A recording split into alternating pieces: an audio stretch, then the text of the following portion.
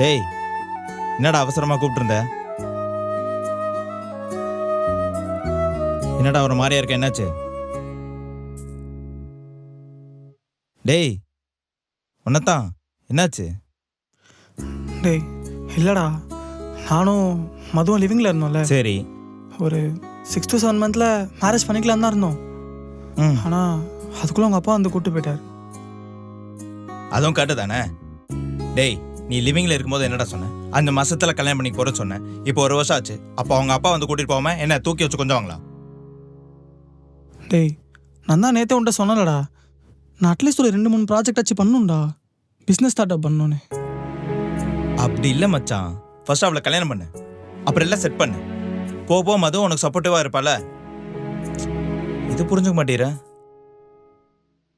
இங்க பாரு, ஃபர்ஸ்ட் அவங்க வீட்டில் போய்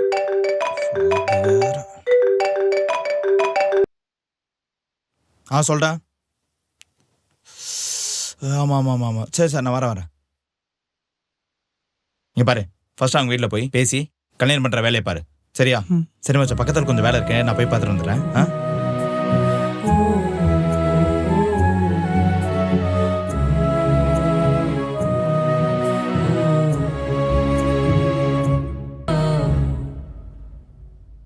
என்ன மஞ்சு, நான் இல்லாம இத்தனை நாள் அப்பாவோட ஜாலியா ரொமான்ஸ் பண்ணிட்டு இருந்திருக்கீங்க போலயே. ஏண்டி, நீ தான் உங்க அப்பா சொன்னார்னு உடனே கிளம்பி வந்துட்ட. பாவண்டி அந்த கவின் எவ்வளவு ஃபீல் பண்ணுவான். மா விடுமா, கொஞ்ச நாள் உன் கூட இருந்துட்டு போறேன், அவன் ஃபீல் பண்ணிட்டு போறான். அதெல்லாம் அவன் பண்ண மாட்டான். ஏன்னா உன்னை கூப்பிட்டு வந்த 2 நாள்லயே இந்நேரத்தில் உன்னை பார்க்க வந்திருப்பாள்ல.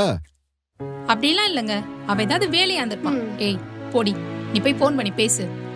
அவன் தான் உன்னை கல்யாணம் பண்ணிக்கிறேன்னு சொல்லிட்டான்ல. அட ஏமா நீ வேற, அவனே கால் பண்ணுவான். அப்படி எல்லாம் நீ வேணா பாரு, 1 வாரத்துல இங்க வந்து நிப்பான். நல்லா வருவான். போய் வேலையை பாருங்க.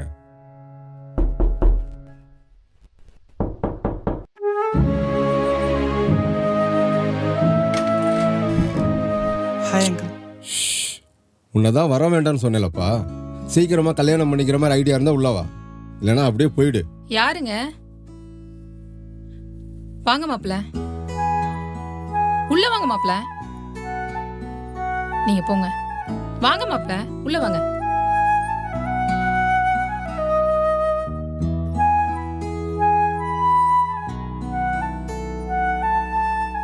மாப்ள, அவர் பேசின எதுவும் மனசுல வச்சுக்காதீங்க.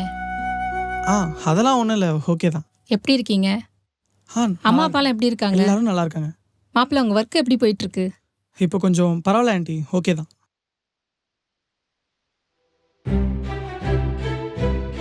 எங்க போயிட்டா அவ? இங்கேயும் காணோம். மதுவா? ரூம்ல தான் இருப்பா. ஷோ, இருங்க, நான் காஃபி போட்டு எடுத்து வரேன். ஆண்டி அதெல்லாம் இருங்க, சொல்றேன். இல்ல, இருங்க.